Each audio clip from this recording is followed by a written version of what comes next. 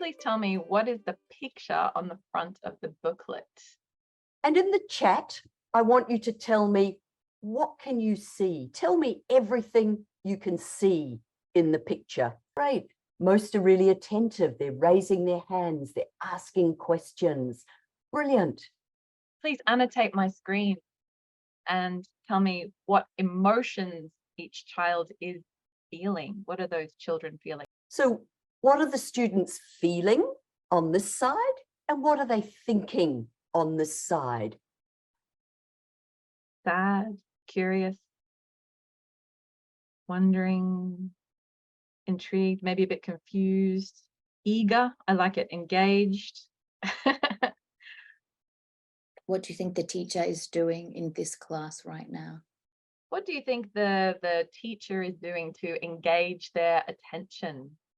Circle time, like she's answering, they're discussing. First thing that came to mind in puppets or body language. Yes. And can you see the teachers holding A book. They're doing storytelling. Yeah, they're doing storytelling. I saw the corner of the book. So he's probably reading a story. Yes. See the corner of the book. Ah, yes. Yeah, no spoilers, but yeah, there's a corner of a book right there.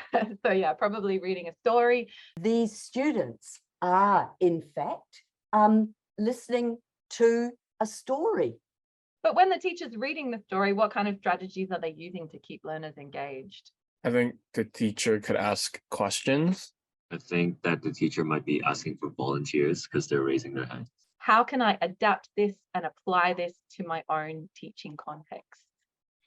So our story today is piranhas don't eat bananas. We're just talking about where piranhas live. Who knows where they live? They're fish, so we know they live in water. Do you know what kind of The water? Amazon River. Mm-hmm. That's right. They're from the Amazon. With your teacher hat on, what language items could you teach with this book? Hey there, guys. Would you like a banana? What's wrong with you, Brian? You're a piranha. Well, how about some silver beet? Are you serious, Brian? We eat feet. Or would you rather a bowl of peas? Stop it, Brian. We eat knees. Well, I bet you'd like some juicy plums. Do you think they would like some juicy plums? Look at their faces. That's it, Brian. We eat bums. We don't eat apples. We don't eat beans. We don't eat veggies. We don't eat greens. We don't eat melons. We don't eat bananas. And the reason is simple, mate. We are piranhas. Well, I think it's silly, guys. Fruit is the best. We can't take much more of this. Give it a rest. Okay, I'll stop. You'll hear no more chatter, but only if you try my awesome fruit platter. Dun, dun, dun, dun. Give it here then. What do you think? Are they excited about their fruit platter experience? Let's see. No. Ryan's pretty hopeful. What do you think? Do they look like they're enjoying it? Yeah, they love it. They love eating all the apple, pear, a bit confused about the pear. Pineapple's pretty much gone. Bananas everywhere. So, what do you think, guys? Yucky or yum? It's very nice, Brian. But we still prefer bum. That is, piranhas don't eat bananas.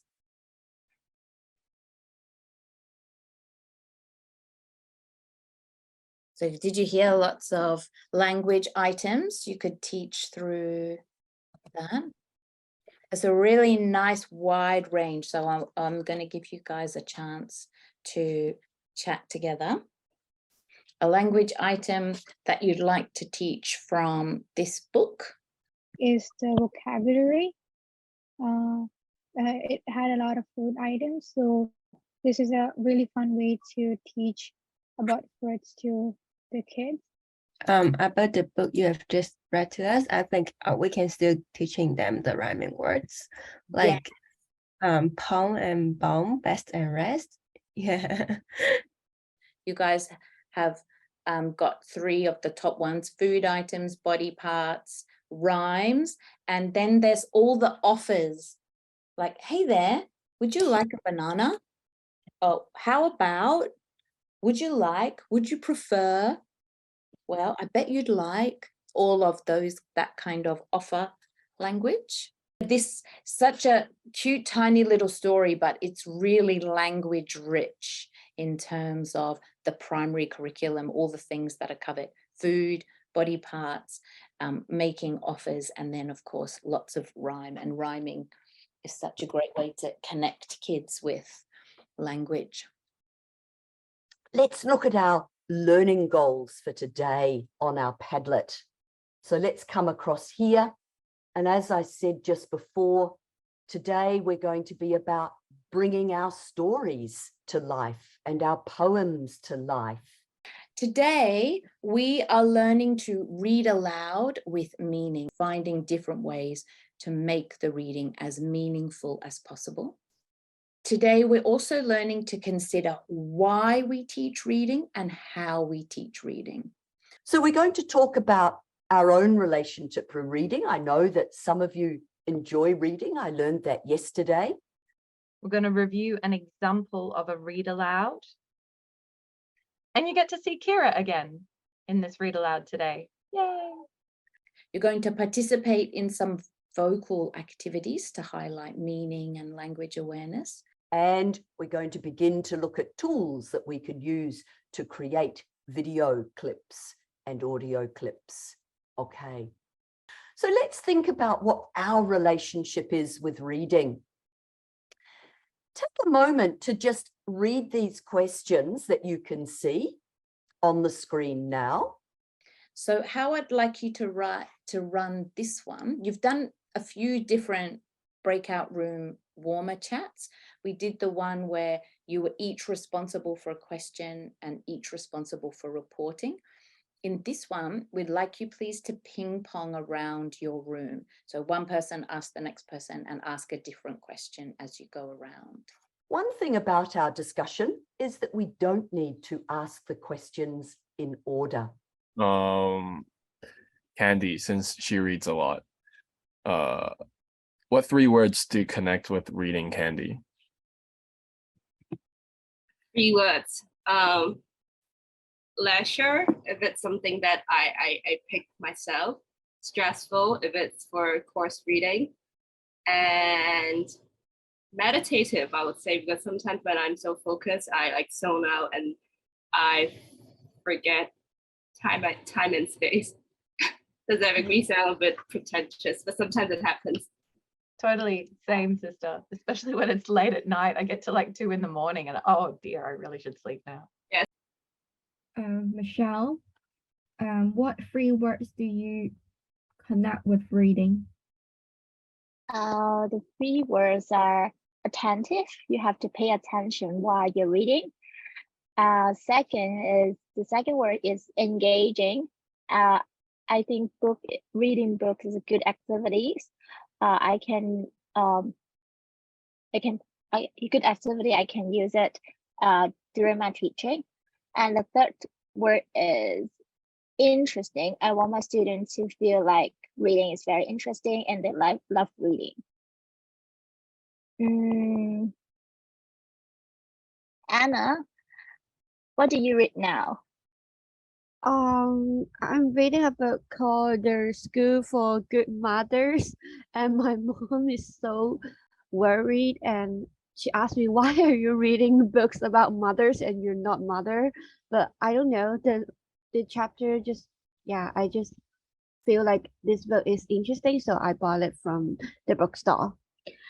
What do you remember about reading at school, Cheryl?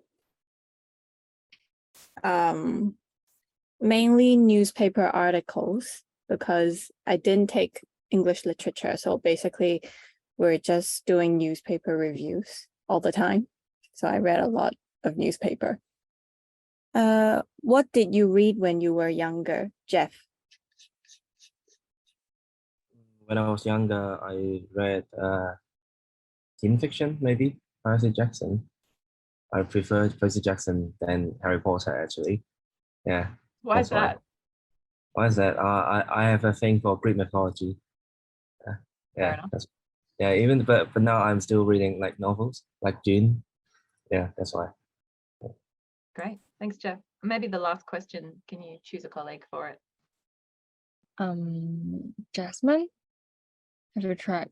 Jasmine, what do you remember about reading at school?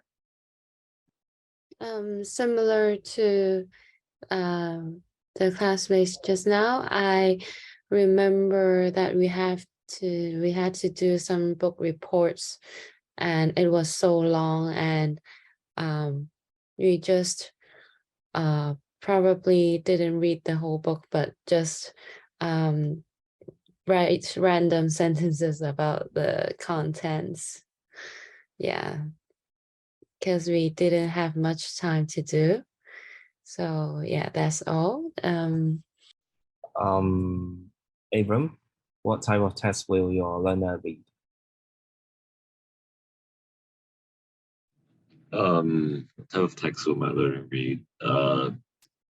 I guess poems and short stories. All right. So we're going to look a little bit now about highlighting some principles about reading, okay? So let's start with some strategies that can support readers. So at first, please don't read the text that I'm about to show you. Just have a look at the picture in the background. What can you see on the image, and where do you think the text will take place? Looking at this background image here, where do you think this text takes place? Any idea, Chris? Some kind of forest. Some kind of forest, yeah? Bunch of leaves. Somewhere in a bunch of leaves. Rainforest. A rainforest, maybe. Mangroves. Could be mangroves. I can see many big leaves, and I think it could be in a jungle. Jungle. Maybe a swamp. Okay, great. Now I'm going to read you the text, and that will tell you where it is. My best read aloud voice. 'Twas brillig and the slithy toves did gyre and gimble in the wave. All mimsy were the borogoves and the mome raths outgrave. I'm trying very hard to try to understand the passage because I'm very confused about that. Oh, okay. How about you, Jasmine? How are you going? Yeah, trying to understand. Oh, okay. Are you having some difficulties? So this is a nonsense text. So if you're looking at those words going, oh my gosh, I've never seen those words before, please don't panic. Please answer the questions for me. What were the slithy toves doing? Ah, yeah. Okay. Gyre and gimble in the wave. Fantastic, thank you. Gyre and gimble. Yes, they were gyring and gimbling. But can you tell me where the story takes place, where the text takes place? In the wave. In the wave, fantastic. In wave? Yes, in the wave. That's where they are. And finally, what were the borogoves? If I can finally say that word. What were the borogoves like? How could you describe them? Mimsy. Yeah, okay, great. Mimsy. Yes, they were mimsy. Oh, mimsy. They were fantastic. Well done. Right. Great. So now I've asked you 3 questions about this text and you have answered all of my questions correctly. So can I now say, great, you guys completely understand all those things?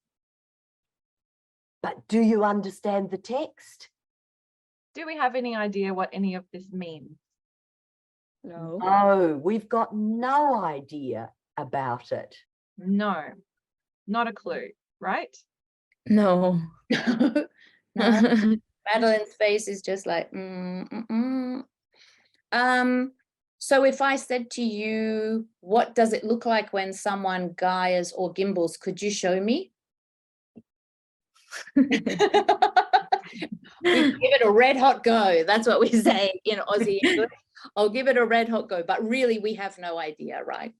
Have you heard of the story Alice in Wonderland?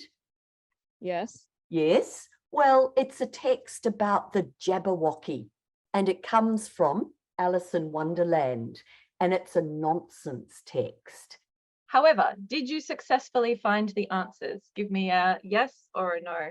Show me. Did you successfully find the answers? Yes. Yes. Yeah. Okay, good. Did the image help you a little bit? Did it help you? Joyce, Kind no. of. It gave me vibes that this was to do with creatures. Okay, all right. But Joyce is going no. Didn't help you, Joyce? Yes, because I don't understand the passage. Even we did successfully find the answer, so the context is not useful. Okay, all right then. So, you know, again, maybe it helps some people, but didn't help others. Do you understand the complete text? No. But how did you get the correct answers? What helped you? We understand the form, but not the content. Yes, right. And what's giving you all the clues? The sentence structure. I guess the grammar helped. Okay. The sentence structure. Sorry, do you mind scrolling up? Yes, of course. So for the question number 3, what were they like? You could probably guess from the text, or mimsy were the borogoves. And then for what were they doing, the second line has did, so that's a clue. Yep. Yep. Okay. Yes. So the grammar can help us unpack the meaning. I think it's focused on finding information from the text. So What it's kind of just information? finding words and to like it's maybe training student skills to look at sentence structure to search for specific information. So yeah, so we're focused here on sentence structure. Yeah, so you can answer these questions with grammar knowledge. And this was the point I think you were making, Liam. Not all comprehension questions lead to our students to comprehension. There are better questions than this that can really help us understand the meaning of a text. So what are the implications of this for us as teachers when we're doing reading? What should we do? What shouldn't we do? We may have to make it contextualized. That we have to provide a contextualized environment for our students that they can relate to, and where they can, you know, do some productive tasks. You need some prior knowledge of, I guess, some vocabulary in order to read. I think similar to what we have learned, in order to help students understand the text, maybe a picture could really help. Like what we did just now, maybe in the beginning, you showed us a picture of children looking at the book, so we know that what's going on. Yeah. So I think good pictures really tells like 1,000 words sometimes. So maybe we could actually put a description of of the passage up there, so students can have a brief idea of what's going on. So it's helped, Absolutely. especially low achievers, to visualize what's like the passage is about. Yeah. Absolutely. And this image, is this an effective image for supporting the meaning? Not can see exactly. Yeah, not Yeah. exactly. I can see Stephen shaking his head as well. You didn't find it effective, Stephen? Yeah, I don't think the picture can help students understand what the text is about. That's right. So as Jonathan said, we want good visual aids, effective visual aids that really support the meaning of the text, not just random pictures that could be related or not. I think like the three questions really set kind of an anti-example. I think it's not about answering the correct question, but it's about students understanding the poem. So I think before the questions are set up, the students need to have some understanding of the poem first. Yes. Yes, I think that is a really good point. It shouldn't be, oh, sorry, excuse my spelling. It shouldn't be about answering the questions, but about understanding the text. So there are good examples of questions and there are not so good examples of questions. So when you're writing questions for a comprehension, or when you're designing a comprehension activity, please make sure that it is actually leading to comprehension, not just testing their grammar. Can they spot where the adjective is, where the verbs are? Even though they answered all the questions, it doesn't mean that they understand the passage. Exactly. That's exactly right. So even though we've written some questions, they've got the correct answers, it may not mean that they will understand the text. And so Jesse's saying we've got to provide a context. Yes, that's one strategy that can really help our students come to grips with the meaning. And these are all the things: grammar, sentence structure, semantic processing.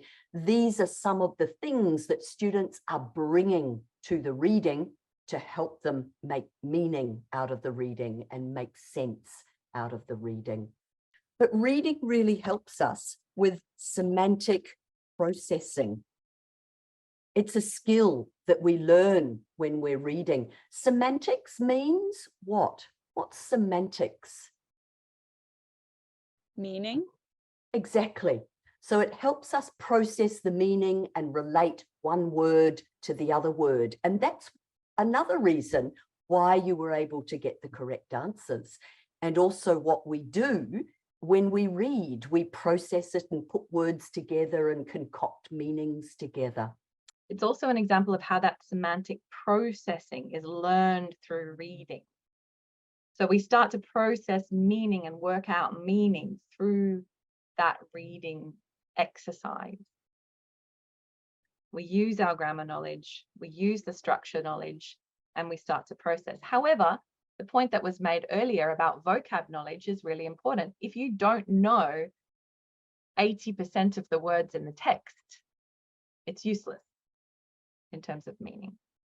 So we can't have a text that's too difficult without the vocabulary that we need to help us work out meaning from context. So this shows us also how semantic processing is learnt through reading. So semantic processing is when we work out meaning from the structure of a sentence.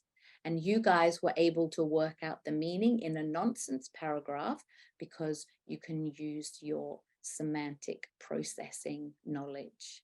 We're going to look now at an example of reading aloud using the text Possum Magic. And it's by Mem Fox. Mem Fox, a very famous children's author. And I think all Aussie kids love this story. Can everyone please stamp my picture and show me an example of a possum? Stamp my picture. Where's the possum? Go, go, go. We've got a few possums. Oi, that's a koala. Come on. They are possums. And they're a very, very common animal. I've got them near my house. Yeah, very, very common animal in Australia. Cute little animal with big eyes and a long tail. I'll put you into a breakout room with some of your colleagues. There is a video of Kira reading. You can either watch by yourself or one person can share the screen and you watch together as a group. Either way is okay. But as you are watching the story, those are the 5 questions that you've got to make a note of and discuss at the end when you have finished watching the recording. What makes it engaging? How does she use her voice? How did she make the video? What do you think? What tool did she use to make the video? Did you notice anything else about the read aloud experience with Kira? And thinking with your teacher hat on, when would you need to make a video like this yourself for your class as a teacher? I will give you 10 minutes. About 5 minutes for watching and 5 minutes for discussion. When I open the room, go straight in and start watching that video of Kira. And be ready to feed back to me when we come back to the main room. Okay. See you soon, everyone. Bye. Hello, this is Kira, and I'm reading to you today Possum Magic by Mem Fox and pictures by Julie Vivas. I'm just going to make this nice and big so I can see what you can see. Now, this is a book that's set in the Australian bush. So before I start, maybe you can think about what animals you might see in this story, what Aussie food you might find in this story, what Aussie cities you might find in this book. Let's have a look. Once upon a time, but not very long ago, deep in the Australian bush, there lived 2 possums.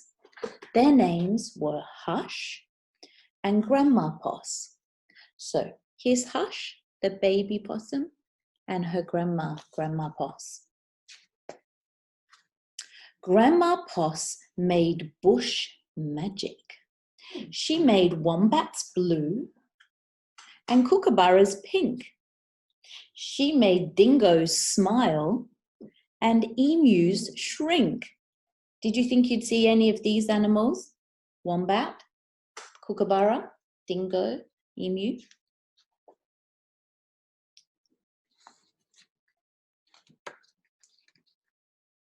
The best magic of all was the magic that made Hush invisible. What adventures Hush had. Because she couldn't be seen, she could get squashed by koalas. Because she couldn't be seen, she could slide down kangaroos. Because she couldn't be seen, she was safe from snakes, which is why Grandma Poss had made her invisible in the first place. But one day, quite unexpectedly, Hush said to Grandma, "I want to know what I look like.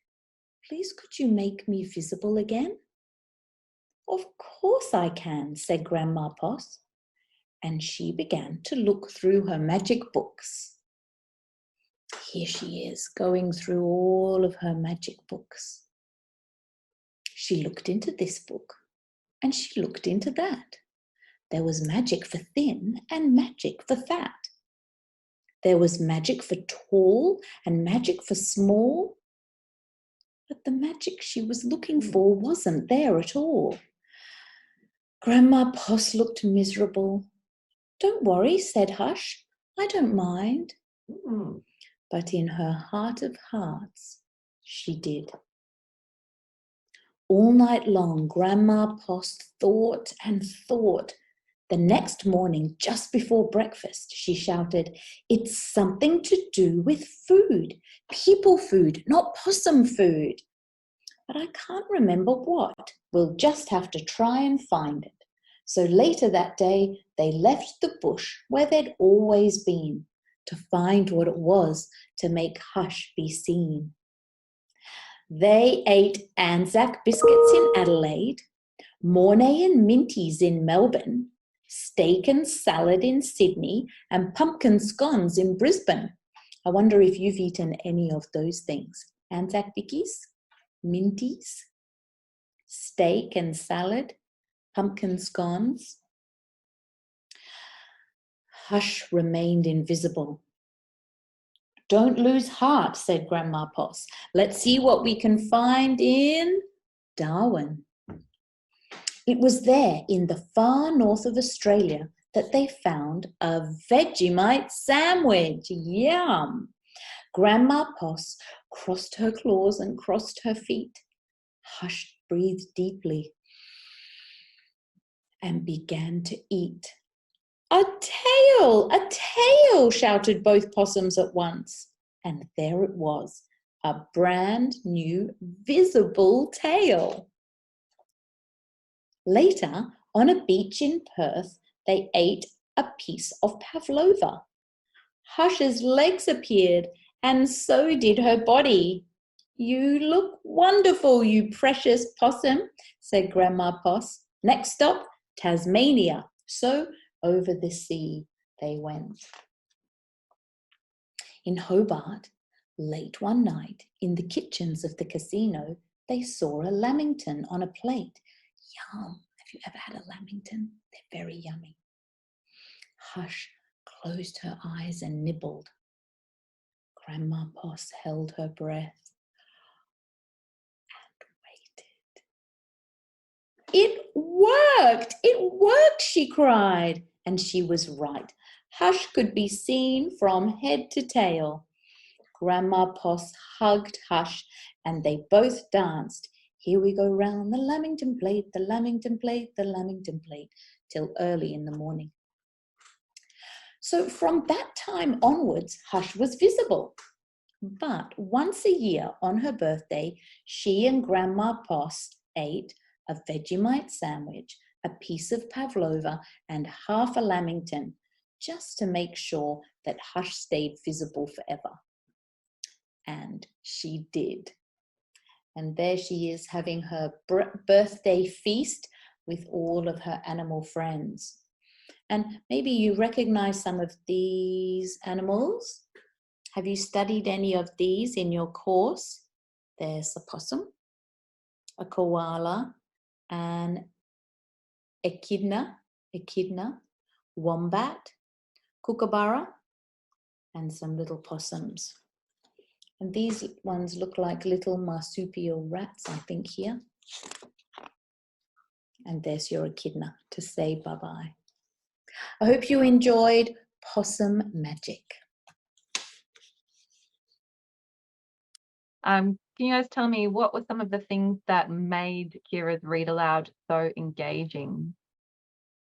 She asked questions about relating the content to the student's experience, such as, oh, have you had, like, do you know these animals, or have you had these Aussie foods?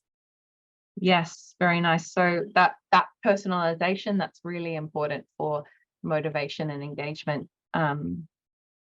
They kind of overlap with the other points, like such as the use of her voice and things like adding her own comments and personality, such as like when there's Lamington, she would say yum, and then she sang like the Lamington song. So like giving her own opinions and into the story as well made it interesting, like personalizing not just for a student but for Kira herself. Yeah, absolutely. So bringing her own personality to the activity. Lovely. Great. So and one of those things that's really important in language learning is to make those networks of connection between ideas and words and themes.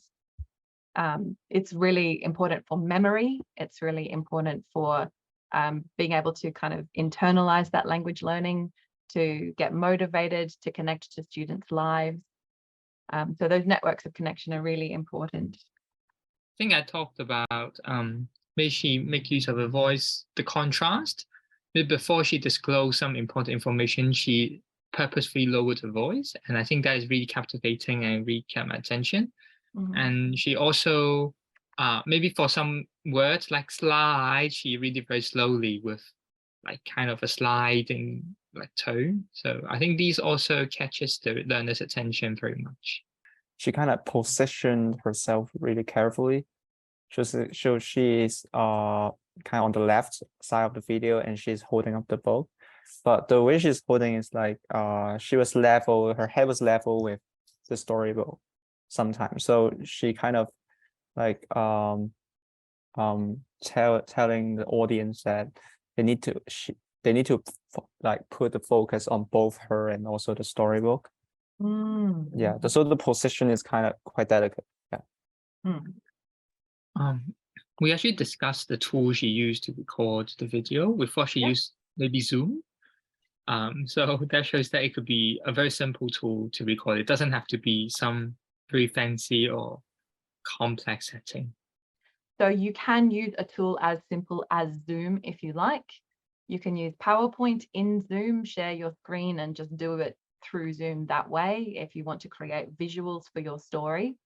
Remembering how important those clear visuals are, as we talked about just a moment ago. There are a few other options you can look, if you scroll down to the bottom of this booklet, in fact, 5.2.1, there are a couple of options for you, like Screencastify is another one. Canva is another tool that it's possible to use. So Zoom, Canva, Screencastify, or whatever tool is useful or easy for you, you can simply record it with your computer camera if you like. But remembering that we do want to have visuals as well. So just something to keep in mind. So thanks for bringing that up, Jonathan. All right, great collection. So we've got pictures, questions, intonation, changing my tone of voice, asking questions, speaking with different speeds, frequent eye contact, pausing before suspense. That's good. I'm glad you felt the suspenseful moments.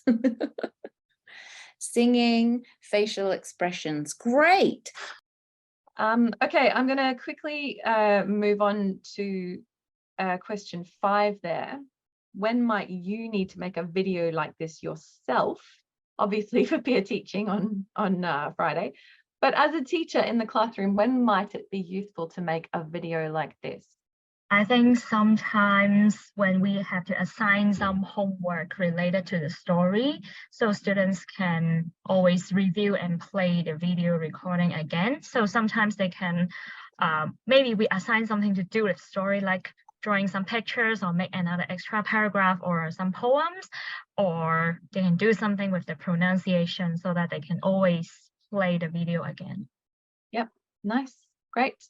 Maybe I can. Oh yeah, Jonathan, yeah, you go ahead. I think our group discussed, actually, particularly Cheryl raised the point that it could be used when we're doing solo verse speaking, like when we are trying to, maybe because teachers have to train students doing solo verse speaking in Hong Kong. So maybe recording a video for them is really useful because they can revisit that and see if they could work on the intonation.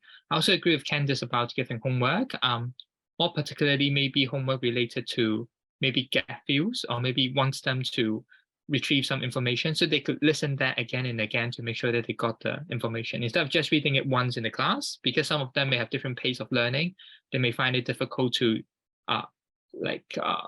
capture everything they need. So if they are allowed to watch the video at home, that could allow more flexibility in learning, I think. Yeah, absolutely. And then just building on that point and the point that Candice made earlier, I think it's really a vital thing that we do as language teachers, that we allow that independent listening as much as possible. Giving students control over listening text is vitally important.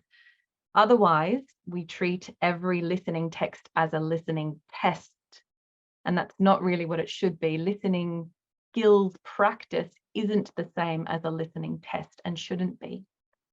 So we want them to practice those listening skills. They should have recordings that they can listen to again and again and again. They should have access to that. They should have control over that. And I would argue in class as well as for homework. So when I give a listening activity in my classes, I give control to the students. So if it's the whole class listening, I let 1 or 2 students have control at the front of the class, or listening on their own devices, listening on tablets, listening independently to different texts if necessary, but letting them listen and have control and listen and stop and go back as many times as they need to, because it's a skills practice exercise, it's not a test. And I'm looking on the next page. Can you tell me who is the woman in the picture on the next page? I'm sharing my screen so we can all look at her together. Who is she? Ellen DeGeneres. She is not Ellen DeGeneres, but that is not a terrible guess. Somebody put something in the chat. Let me have a look.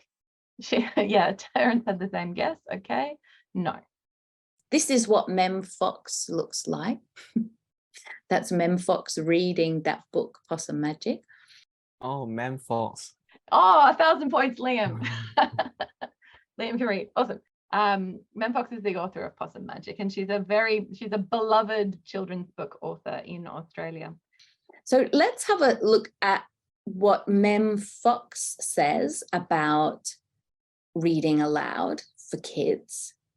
As we listen to Mem Fox talking about this, please think, what are the key ideas in this paragraph? What's the key idea here?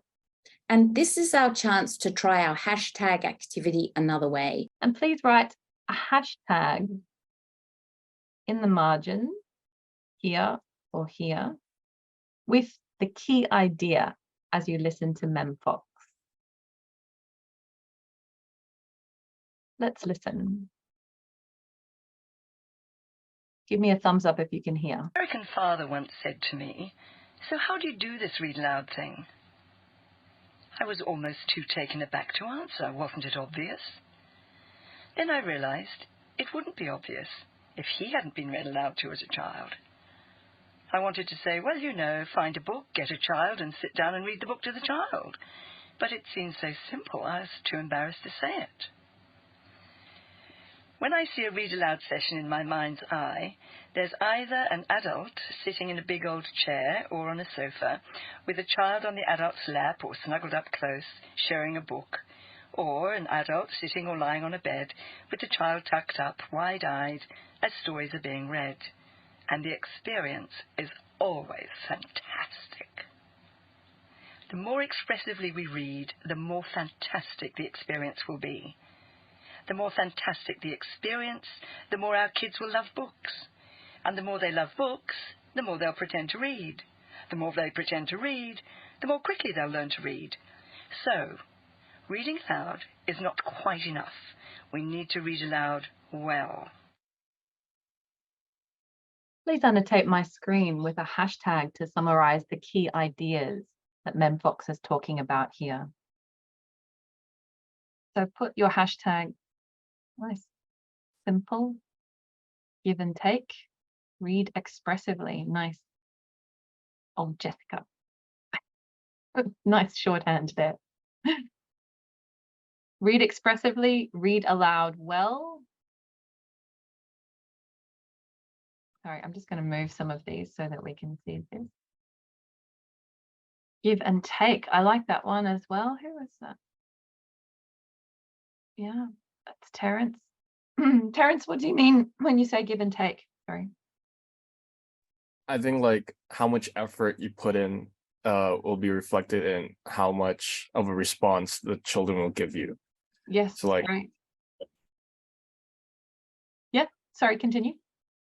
The more expressive you will read, the more interested or engaged the children will be in, and the more fantastic your experience will be as well. Yeah, I really like the way she says fantastic. I think fantastic is a really good takeaway as well. More fantastic the experience for you and for the reading. Okay, make reading enjoyable, simple, read expressively, etc. So we're going to listen to section 2 and section 3. As you listen, please put the hashtags in to summarize the ideas that she's talking about.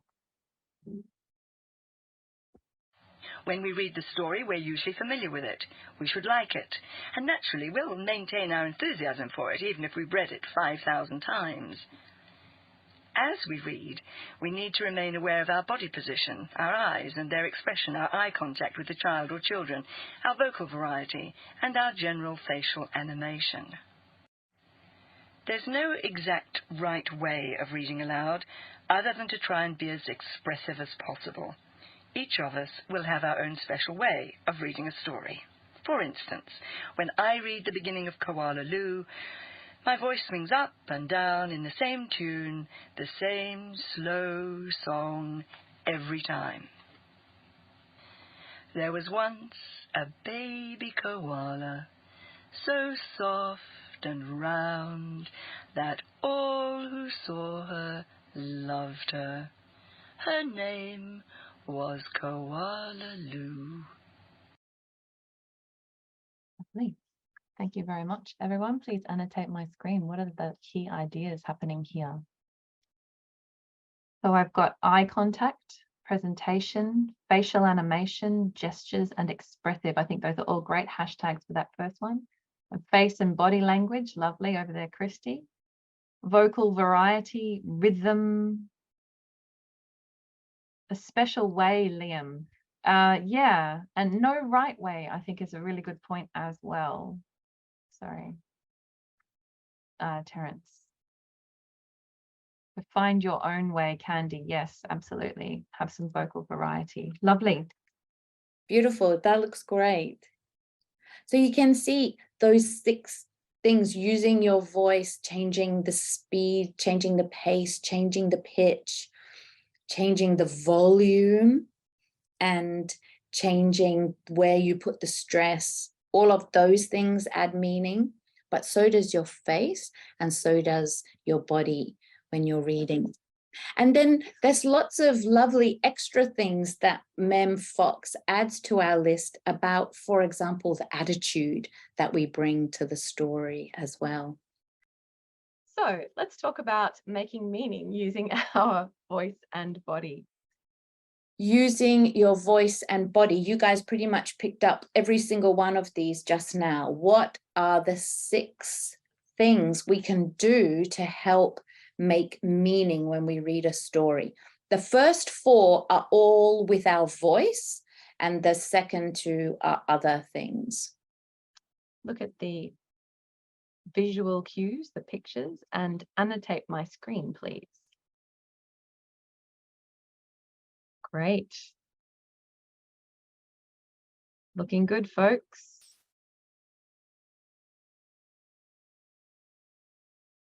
Nice. 1,000 points for all of you. So we've got the pace, so the speed, so we can go faster or slower. We've got the pitch of our voice. We can go up, we can go down. We've got the stress, where we stress the important information. Where do we put the sentence stress, etc. The volume of our voice, as you guys identified earlier with Kira's reading. When do we need to whisper? And when do we need to be loud? What we do with our face is really important. Show me some facial expressions now, please. Show me excited face. Go. Ah, nice. Okay, show me nervous or worried face.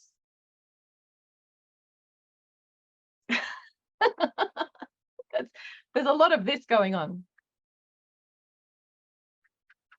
Okay, exaggerate it for me. Nervous or worried face. Go. Oh, nice. Good, good, good, good, good. Oh, what's this, Abram? Nice, I like it. Okay, good to have the gesture.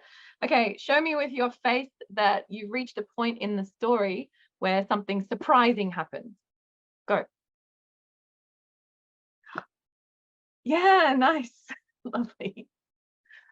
I hope to see a lot of this at Peer Teaching 5 on Friday, by the way. I'm just saying. I want to see variety in your beautiful faces.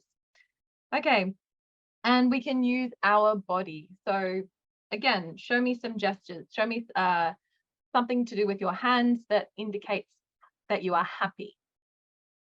Do something with your hands to show you are happy. Yeah, okay, good. There's a few things, not bad. Nice, okay.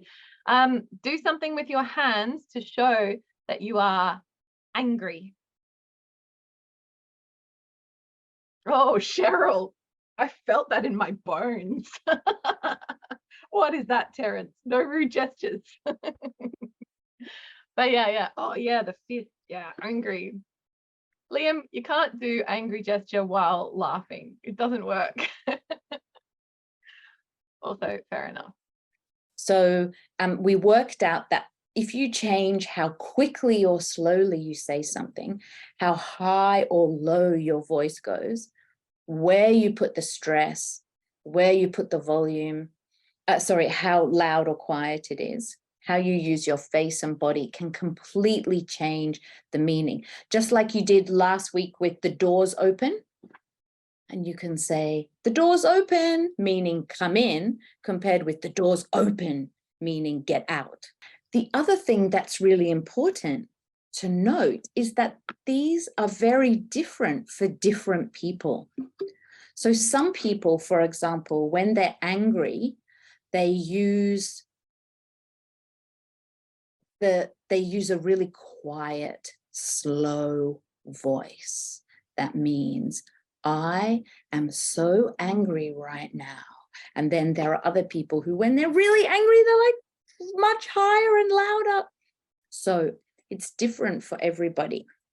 Okay, good. So using our face, using our body, using the volume, pace, pitch, and stress of our voice. So all of these things, when we tell a story, can really help our students to make meaning. So we've seen an example, and you've seen Mem Fox's top tips for reading aloud, and we've got the recipe. But let's just take a moment to think about why we read aloud. Why do we read aloud to our students? Why do we ask students to read aloud to each other? And why do we ask students to read aloud to us in class?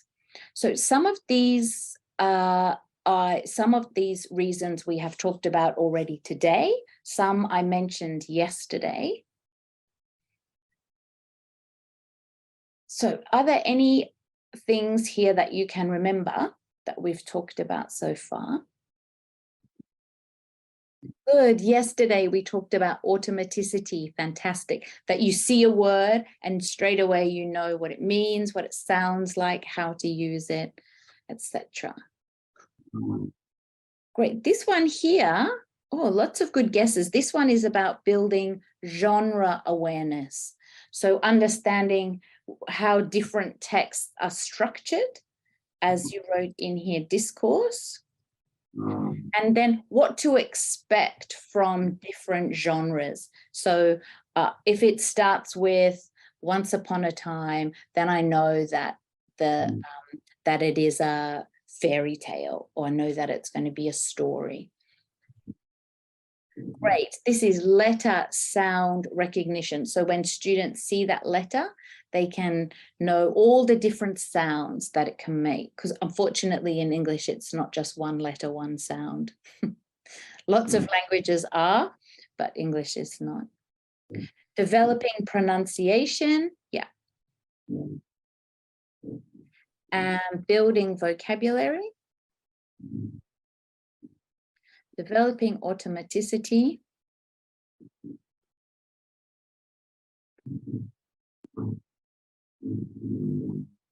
Oh, someone's sound is making really funny sounds. Letter sound recognition, and then helping students find their own voice. Beautiful, in another language. Let's give it a try, folks. Time for us to do a little experimentation. This woman here is Jessica Townsend. She's a popular author from Queensland. Yeah, Queensland. I'm going to show you an exercise that I developed around helping students find their voice in another language and exploring ways to find when they are angry, do they have a high voice or a low voice? Are they angry loud or angry quietly? How do you express yourself in your second language? let's read a little bit about Jessica. She wrote the award-winning Nevermore novels that are used in Australian schools. I saw you smiling, Cheryl. Can you read the first sentence about Jessica and then throw it over to another one of your colleagues? Jessica Townsend lives on the Sunshine Coast in Queensland. Terence. Her pet fascinations include public transport, ancient cities, hotels, opera singers, Halloween, secret societies, and gigantic cats, all of which have weaseled their way into Nevermore, The Trials of Morgan Crow, her award-winning first novel released in 2017. Don't you wish Abram. you'd volunteered to be first? Thank you, Cheryl. Abram, you're up. Wondersmith, The Calling of Morgan Crow, the second book in this record-breaking series, was released in 2018. Great. So far, I feel like we're, not super excited about this. Wondersmith, The Calling of Morgan Crow, the second book in this record-breaking series, was released in 2018. ... Who's up next, Abram? Jeff. Come on, Jeff, inject some life into this. We're in Nevermore, The Trials of Morgan Crow was the biggest selling Australian children's debut since record began. It has won the sorry. Not too bad. Not too I bad. continue, or do I? It has won the 2018 AVIA for the Book of the Year for the younger readers, and Matt Richard Award for the New Writer of the Year. Okay, can I? Yep, hand it over. Candace. The 2018 Indie Book Award of the Year in Children's category, the 2017 Aurelius Award for the Best Children's Fiction, the 2018 Waterstone Children's Book Prize for Younger Fiction, and was named a CBCA Notable Book. Thank you for finishing strong. For those of you who are not too sure about whether you like recording yourselves or not, I'm going to show you a different way to record yourself to see if you can enjoy it more. Okay, step 1. Please have your phone ready. And could you please find the Vocaroo app? Did you guys do recording on Vocaroo or Vocaroo last week? Yes, if you did, great. It's this little, it's just called vocaroo.com. You only need it on standby at this point. We're not going to read it just yet. It will look like that when you have it on. vocaroo.com. Okay, so have that on standby, ready to rock. So step 1, just take a moment by yourself to read this text. Just take a minute to read it to yourself.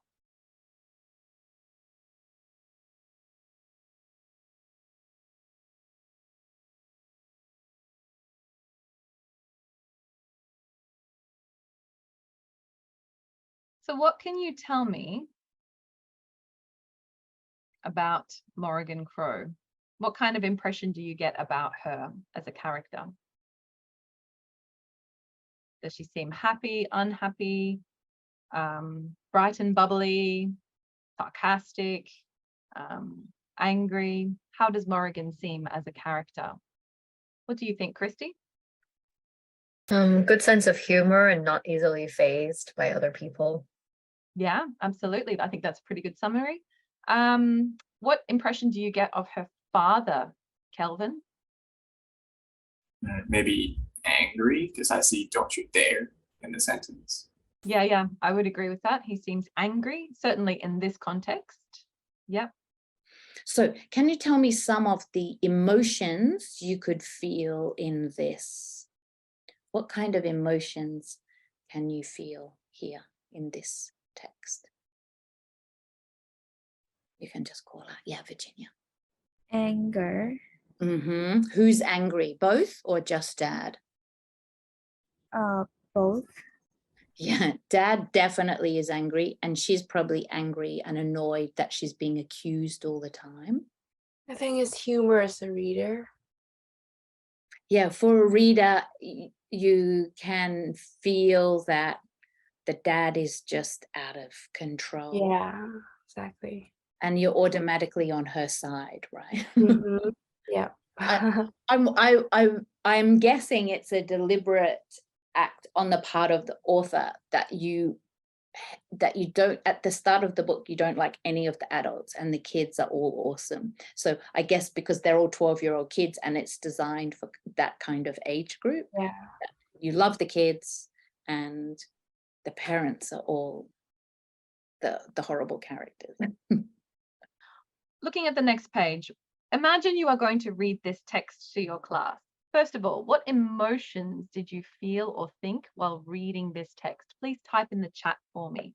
Anticipating? Yeah, Liam, can you explain what you mean by that? Like, because like Morgan and her father was heading to some like maybe a play or maybe a performance like on the stage. So I was wondering what kind of performance would that be? right, so something's about to happen. You want to know what's the performance. Yeah, you're curious, Candy. Why? Similar to Liam, I wonder what is happening. Why is the father Corvus so worried? Yeah. And what have happened before that made him worry? Well, that's right. You know, this idea of, you know, make anything happen. What has happened in the past? What's he worried about? Yep, nice. Thanks, guys. I'm just gonna have a look then. How could you convey these feelings to your students to enhance their comprehension and enjoyment of listening to the story? So if you're feeling like you're anticipating or you're curious, how do you put that into your voice? What can we do? Maybe I can whisper a little bit to, like, Yeah, so you can whisper a little bit to draw them in. yeah, like what do you think is going to happen? Like that. What do you think is going to happen? Yeah, I like that. Jonathan says in the chat, read faster with a higher pitch. Yet to like build that anticipation like this. Is that what you're thinking, Jonathan? Yeah. And Yes, Terence says, I think for anticipating, we can include pauses. Where would you put a pause, Terence? Maybe at the end of some sentences, but I'm not sure for here. Yeah, well, I mean, they've got some sort of pauses there naturally, but also, yeah, I guess you could put some pauses in here. Maybe here, not sure. Absolutely, I think building up tension using pauses and then reading faster would work effectively if you put them together. Okay, it's time to read aloud yourself. Okay, this time I'm going to ask you please to read it aloud. You can keep your microphone on mute, but please read it aloud as though you are reading it to a class. So I want you to be thinking about which parts are going to be loud, which will be quiet. Where will your voice go higher or lower? Which parts will be faster or slower? And which words will have extra stress? And think about your face and your body. How can you use those to help you tell the story? So I'm going to switch off my mic too. Everybody, please read it as though you're reading it to us. You should be able to see each other's face telling you the story. Let's read the text aloud. 3, 2, 1, go.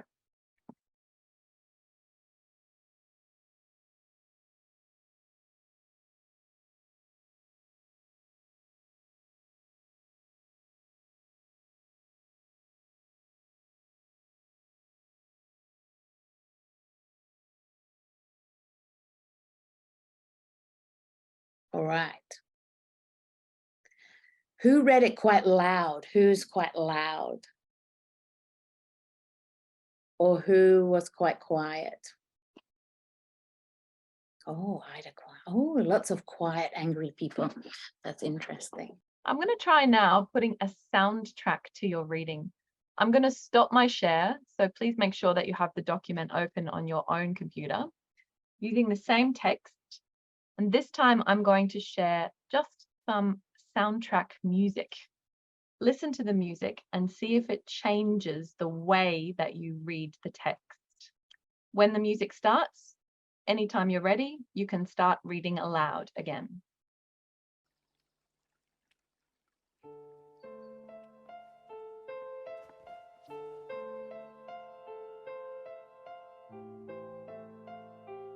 When you're ready, start reading to your class. Imagine your class inside.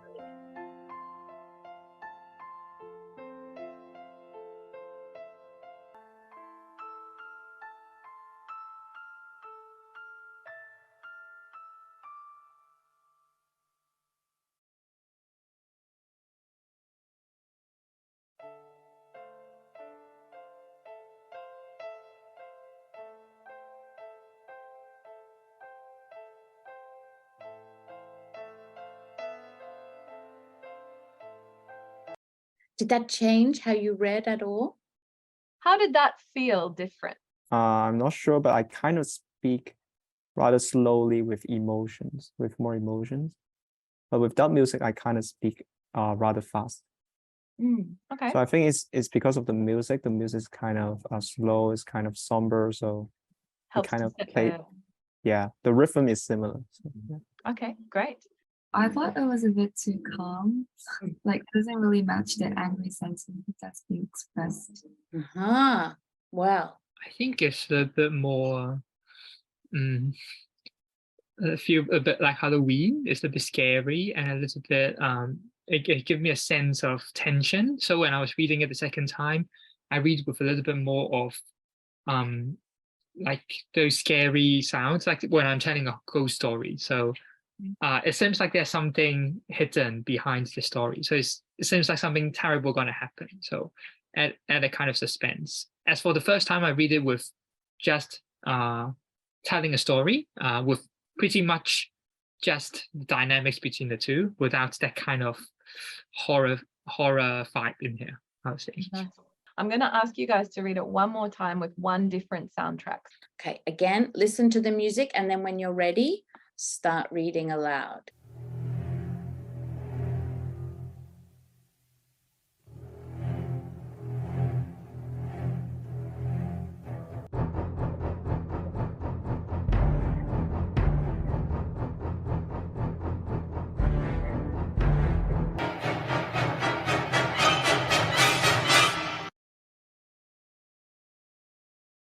Okay, how did that one feel? So much better. Much more intense and exciting. So I found myself matching the voice, like using my voice would match the energy of the piece. Yeah, I think my voice is more intimidating. Right, Yeah. yeah, it's more intimidating. Yeah, so maybe certainly the character of the father more. So the beauty of adding music just helps them to explore that range of emotion and find where their voice can go. So, and you can find a text for them to read anywhere. It could be the transcript in the back of the textbook and they can try it in all different ways, or can be dialogues from movies work really well, or speeches in movies, their presentations that they're making in class. All right, so let's quickly review before we look at the Jamboard. What is the key feature of Peer Teaching 5 on Friday? You need to devise an activity. Is it a grammar teaching activity, a vocabulary teaching activity, or a skills-based activity? Skill-based. Yes, that's right. So it's a skills-based activity. So listening, speaking, reading, or writing. Using an authentic text, an authentic Australian text. Please put your hand up if you are using a poem. Show me who's using a poem. Great. Show me who's using a story or part of a story. Lovely. Great. Okay, I'm quickly going to go through a couple of things right now before we start our recordings, just so we're very clear about what to do. I'm going to put a Jamboard link into the chat. Please join me on the Jamboard. Okay, lovely. All right, so let's talk about skills-based activities. This is the kind of thing that you could do. So here are a couple of examples. Listening activities, we could do a dictation or a listen and draw. Reading activities, we could do putting paragraphs in order, do a comprehension quiz. Speaking activities, you could do a show and tell, a role play. Writing activities, cards, letters, writing dialogues, etc. On the Jamboard, please add some more activities. So in these spaces and underneath, you know, what are some more listening activities that we've done in this course or that you've done before? What kinds of reading activities can we do? Remember with the Aussie animals, what kind of reading activity was that? What writing activities have you done in this course, or have you done with your students before? Or speaking activities, what types of things have we done? So please add on the Jamboard some different types of reading, listening, writing, and speaking activities. I'll just give you a moment to add, not annotate my screen, but actually add on the Jamboard so we can keep this record. Yeah, you can add as many as you like. Let's get them happening.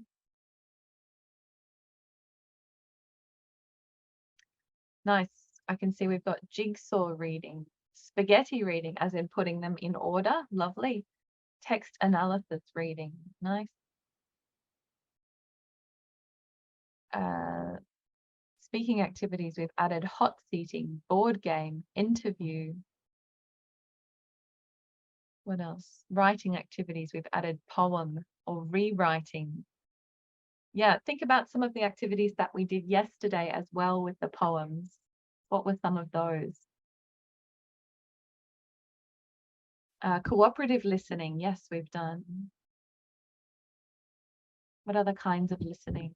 Click when you hear the vocabulary, great. So there were lots of good listening activities in the songs and music lesson. Personalization, bingo, nice. Using word walls. I would add things like discussion. Debate, yeah, absolutely. Things like information gap. Devil's advocate, yes, that was another one that we looked at in week when we were looking at text speaking activities, you're right. Week 2, reading race.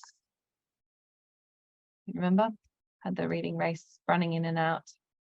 So your job for Peer Teaching 5 on Friday is to choose one of these type of activities, listening, speaking, reading, or writing, and conduct it using your text as the stimulus.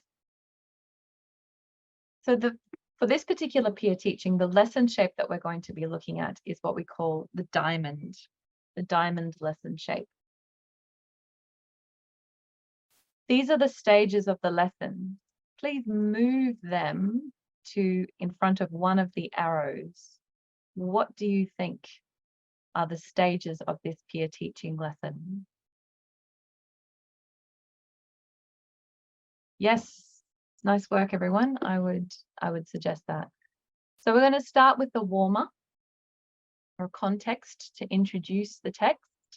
So think about the context of your text. You know, if your text is about the beach, introduce with some sort of way of introducing the beach. It can be a discussion, it can be a song, it can be a way of quickly warming up, some quick questions to introduce that topic. In the next stage, you will present your text, a recording or a live reading of the text. Then you'll do your task, your skills-based activity for students to do with the text.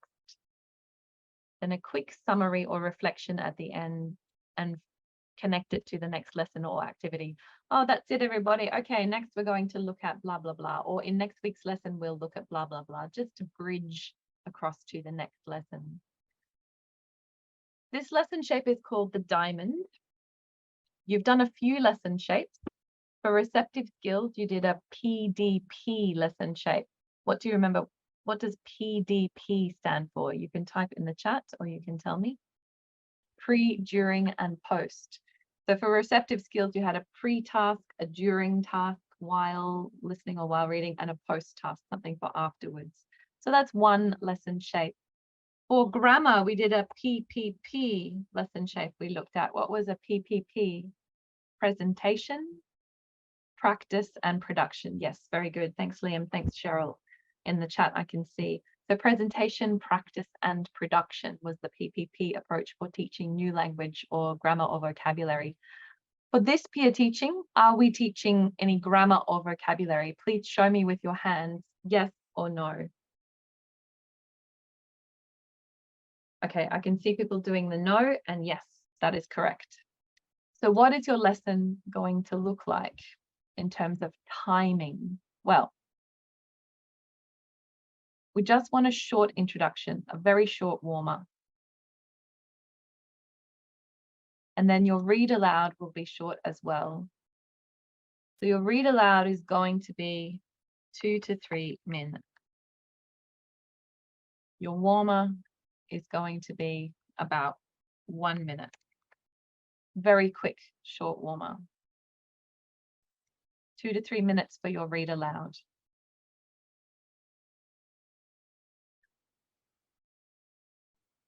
Your activity is going to take up the bulk of your lesson.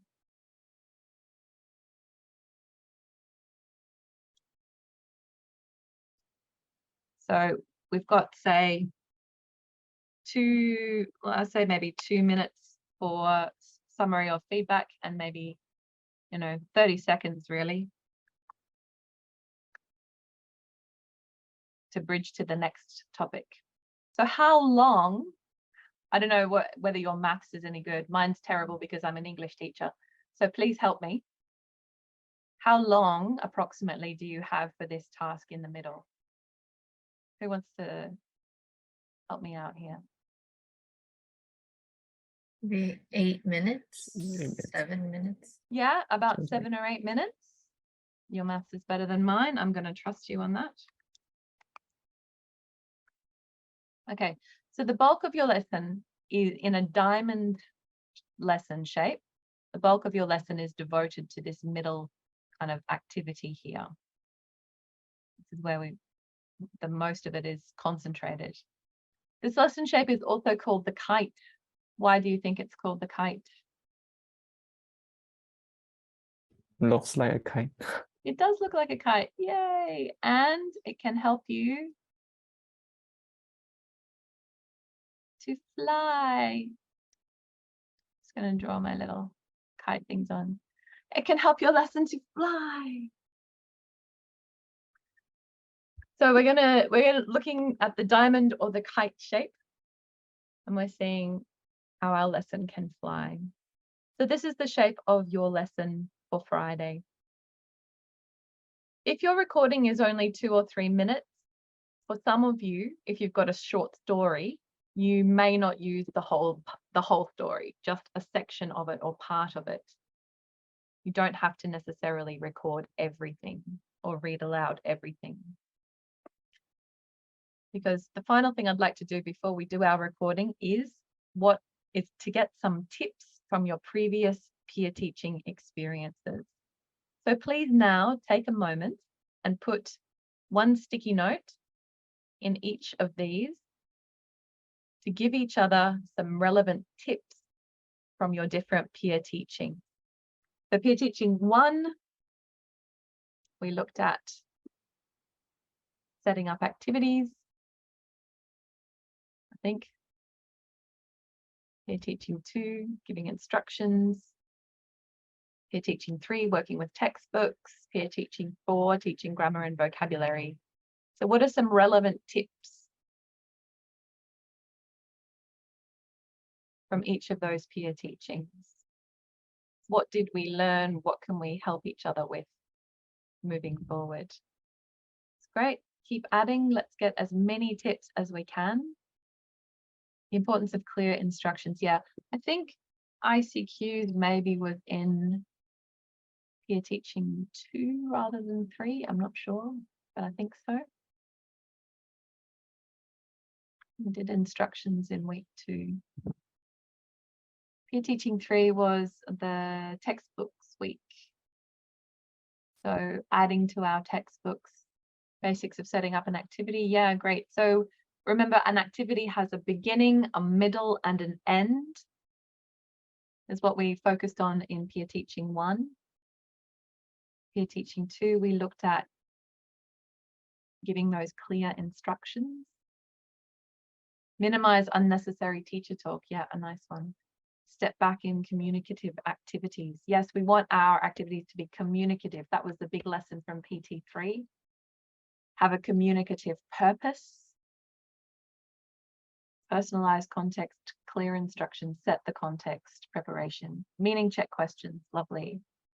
These are some really good tips. Thank you so much, everybody. Please add the link to this Jamboard onto your personal Padlet so that you have a copy of what we've done here today. So, do a warm-up to introduce the topic or the idea or the context for the poem or the story. Do the read aloud. You can do it live, but today we would like to make a recording if you plan to do a recording. Today, I suggest you do a recording anyway, even if you think you will read it live, just to give yourself some practice. Think about visuals for your recording. Think about how you will do this. Are you going to create a PowerPoint and do it on Zoom? Are you going to do it using a screencast app? What's the most effective way for you to read your text aloud? Are you going to have background music? I do suggest that it can add to the atmosphere, as we discovered when we were doing Morrigan Crow. Okay. Let's go off and try recording our text, recording a read aloud. This is the practice, this is for you. And if you are satisfied with your read aloud, you can continue with your peer teaching preparation.